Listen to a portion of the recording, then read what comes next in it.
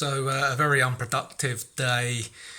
Um, Left the flat, had to run some errands in the latter part of the day. As I was leaving the flat, I met one of the new residents for the first time. They're in a flat on the next floor down, owned now by a buy-to-let landlord, one of my least favourite types of people. And since that flat fell into buy-to-let landlord's hands, there's been quite a turnover of tenants.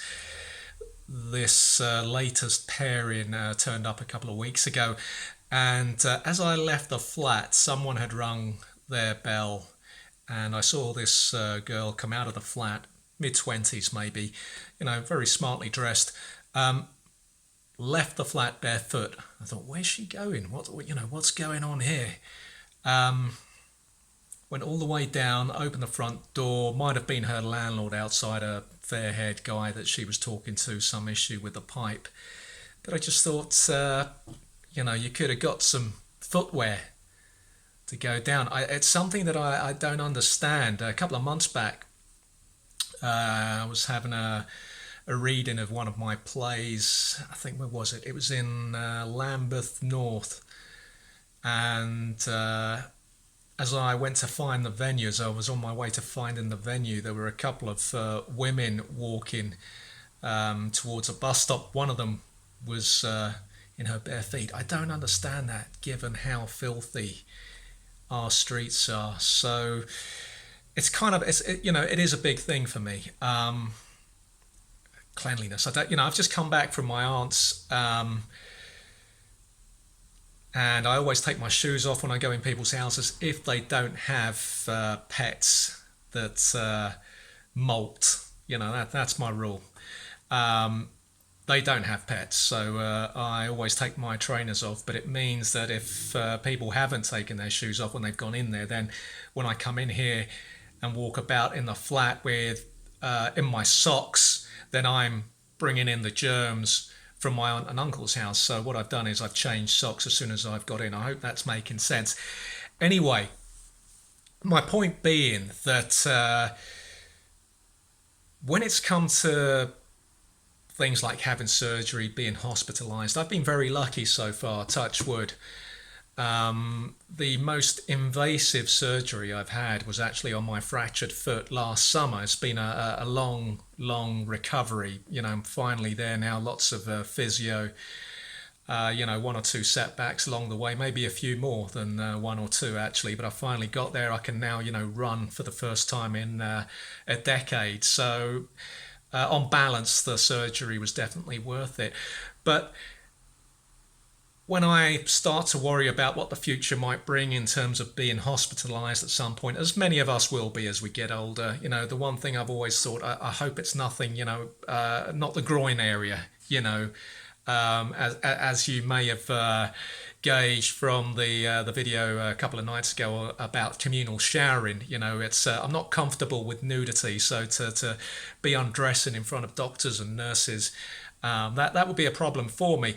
The foot brought different problems. I kind of wish it was almost the hand, or pop my shoulder again, something like that, because the physio stuff was quite a problem for me. Even over the last few years, when I was being fitted for orthopedic insoles, as the fracture got steadily worse, I would have to remove my shoes and socks, and I'd be walking barefoot on a floor that had all manner of people walking on it in their shoes. So, I made a point of, as soon as I got back home, I'd wash my feet.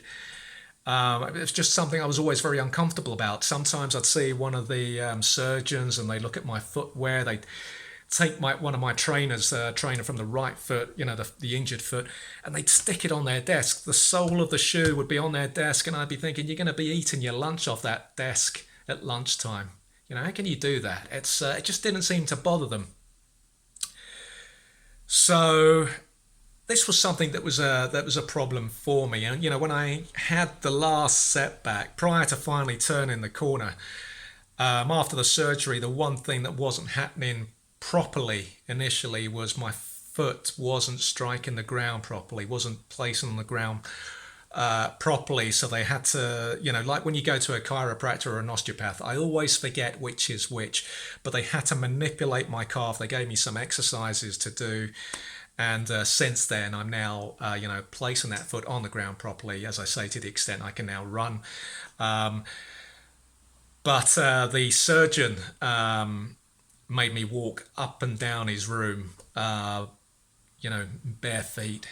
And I just thought, I've got to wash these feet when I get in, which I did. So I'm kind of hoping that is all past me now. I'm also a big boxing fan. It's probably my second sport after football. And, nowadays you can pretty much watch anything on YouTube. You can watch this channel with 57 subscribers now, or you can, pretty much watch any boxing weigh-in around the world. And the thing that bothers me about those weigh-ins is the boxers walk onto the stage. Well, the sun's coming in, it always does at this time of the evening.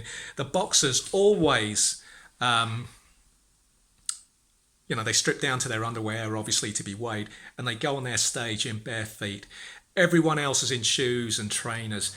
And I'm just thinking, really, when these boxers get back to their changing rooms or their hotels, are they washing those feet? Because, you could pick up an infection, obviously, that might, jeopardize not that fight necessarily the following day.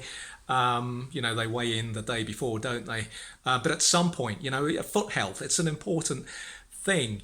So that's just something that crossed my mind, really, when I saw this tenant leaving her flat today in bare feet. Also, again, swimming, I would always take my aquatic shoes. It seemed like a very flamboyant entrance. I was the only one early morning in that pool making an entrance with aquatic shoes. And I'm thinking, foot health, again, you can pick up anything in these pools. And normally, particularly with the middle classes, they don't need any excuse. They don't need any excuse to be wearing flip-flops as soon as the sun is out. So they've got access to flip-flops. So why not wear those flip-flops when you're going into the water? It's just something I don't understand. Don't walk around in bare feet, not outdoors. Come on. Keep those feet clean. Subscribe. Enjoy your evening, and I'm guessing I'll probably chat to you tomorrow. Take care.